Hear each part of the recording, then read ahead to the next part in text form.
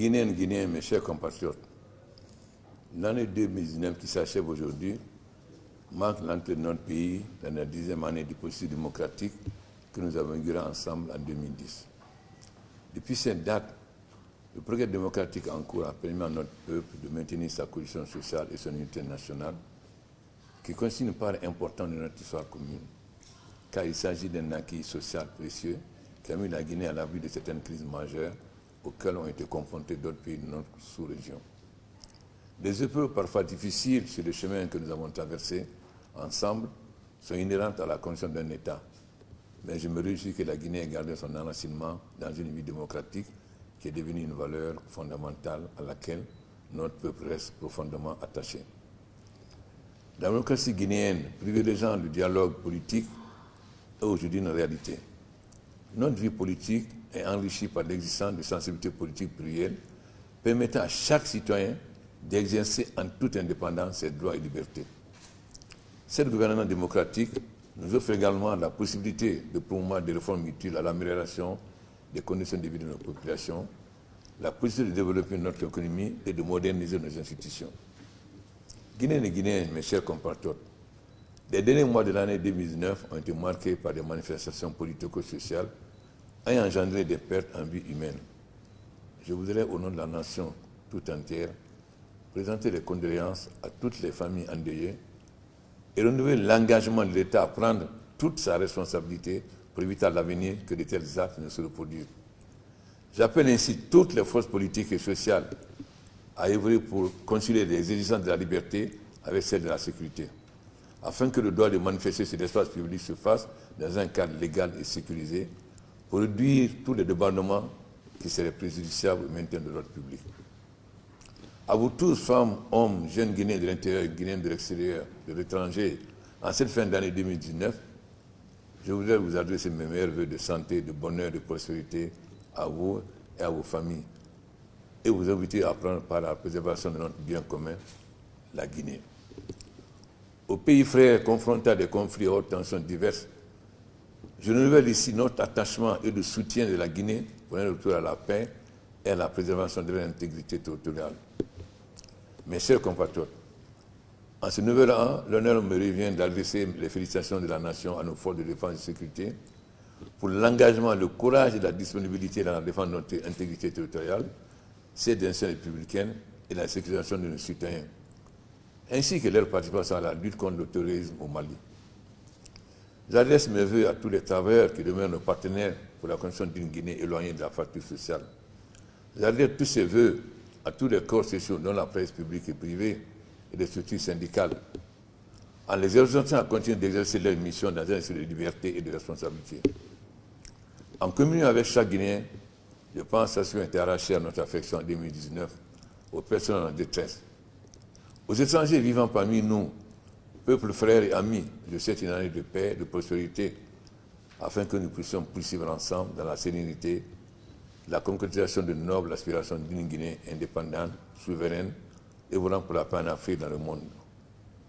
Guinéennes et Guinéens, mes chers compatriotes, l'objectif de notre politique est de poursuivre l'œuvre de transformation de la vie des Guinéens, notamment celle des jeunes et des femmes. Depuis 2010, notre gouvernement a radicalement amélioré le cadre macroéconomique national en rétablissant les grands équilibres économiques, en réduisant le taux d'inflation de 21,8%. Notre politique a consisté à maîtriser les déficits budgétaires, à soutenir le taux de couverture des importations. La Banque centrale, qui avait à peine un mois de réserve en 2010, la Guinée a établi le climat de confiance avec la Banque mondiale depuis 2012, avec l'accès au programme PPT, Pays pauvres très endettés. Nous avons conclu de grands projets comme l'accord cadre de 20 milliards de dollars avec la Chine, pour investir dans les secteurs vitaux économiques comme la construction des routes, l'assainissement et la répression des voiries urbaines. L'accord sur les 21 milliards du groupe consultatif de Paris 2017-2020, dont la moitié des ressources a déjà été décaissée pour 2019, est également un signal positif de nos partenaires techniques et financiers à notre égard. Notre croissance de l'économie de plus de 6% est au-dessus de la moyenne de la région.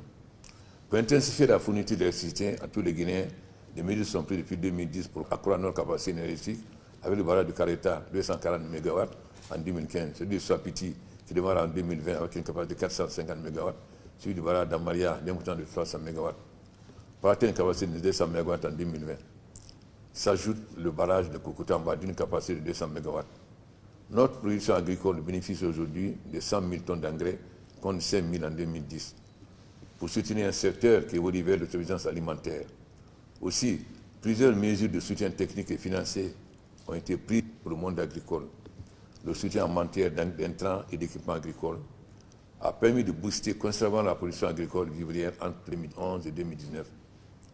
L'agriculture est aujourd'hui un levier important pour le développement de la Guinée. Premier employeur, le secteur de l'agriculture joue un rôle clé dans la réduction de la pauvreté et le développement rural. Il a assuré le revenu de 57% des ménages ruraux et l'emploi de 52% de la main-d'œuvre. Mes chers compatriotes, dans le secteur minier, des progrès notables ont été accomplis, avec la mobilisation de plus de 10 milliards de dollars, dont plus de 3 milliards de dollars actuellement en cours d'exécution sur le terrain, presque le double de ces investis sur les 50 années d'indépendance. Cette nouvelle dynamique a permis de créer plus de 17 000 emplois directs et plus de 50 000 emplois indirects de 2011 à 2018. Notre objectif dans le futur est d'orienter le secteur dans la diversification de la production et la transformation des produits miniers avec 6 nouveaux projets de raffinerie et un nouveau projet de fonderie d'alumine. La raffinerie Friguia avec la société Rissal a été relancée en 2018. La compagnie de bourse de Guinée, CBG, a engagé le processus de réalisation de l'étude de faisabilité pour la construction d'une raffinerie d'alumine. De 13 millions de tonnes en 2010, la production de boxe atteindra presque sûrement 100 000 tonnes en 2020, au moment où 15% de nos recettes minières sont désormais affectées au financement des collectivités territoriales locales dans le cadre de l'ANAFIC. C'est-à-dire plus de 700 milliards de francs guinéens, visant à impulser une dynamique de développement économique à la base, en créant des emplois et en stimulant l'entrepreneuriat des jeunes et des femmes sur toute l'étendue du territoire national. Ce projet concerne 342 communes urbaines et rurales. Plus de 700 projets d'investissement mobiliseront près de 700 PME et près de 500 jeunes encadreurs pour le suivi des projets. Mes chers compatriotes, la Guinée est engagée dans la lutte contre la pauvreté et pour l'autonomisation des jeunes et des femmes, notamment le projet dit d'inclusion économique, financière et sociale visant à extraire de la pauvreté un nombre important de Guinéens à l'horizon 2025. Pour atteindre cet objectif, 104 millions de dollars ont été mobilisés auprès de la Banque mondiale, la Banque africaine de développement et du budget national de développement. En attendant de mobiliser de manière conséquente la collecte de nos ressources internes, grâce à la mission d'appui à la mobilisation des ressources internes, qui devrait passer de 13,5 à au moins 20% du PIB. Une stratégie qui va faciliter l'investissement dans la construction de logements sociaux via Agrifil, gestionnaire d'un projet de 5 000 logements. Un projet également en place en faveur des jeunes et des femmes. 300 millions de dollars sont déjà négociés et conclus avec différents bailleurs de fonds, dont entre autres l'Union européenne, la Banque mondiale, la Société financière internationale, les agences spéciales des Nations Unies, la BAD, la BID, l'AFD et la BAD. Cette initiative a pour cible plus de 200 000 jeunes et femmes à travers tout le pays. Guinéennes et Guinéens, mes chers compatriotes, la question de l'école guinéenne est une préoccupation permanente pour moi. Comme enseignant et en ma qualité de président de la République, l'école guinéenne est une priorité. Le troisième pilier du plan national de développement économique et social PNDS, avec pour objectif d'assurer le développement inclusif du capital humain. C'est pour accompagner la Guinée dans cet effort que nos partenaires techniques et financiers ont aidé à élaborer une politique nationale de la profession enseignante et de participer à la mise en place d'un programme décennal pour l'éducation et des projets innovants, comme le projet d'amélioration de la formation et de l'insertion dans le secteur agricole et minier et l'intégration socio-économique des jeunes au sein du ministère de l'Agence d'enseignement technique et de la formation professionnelle.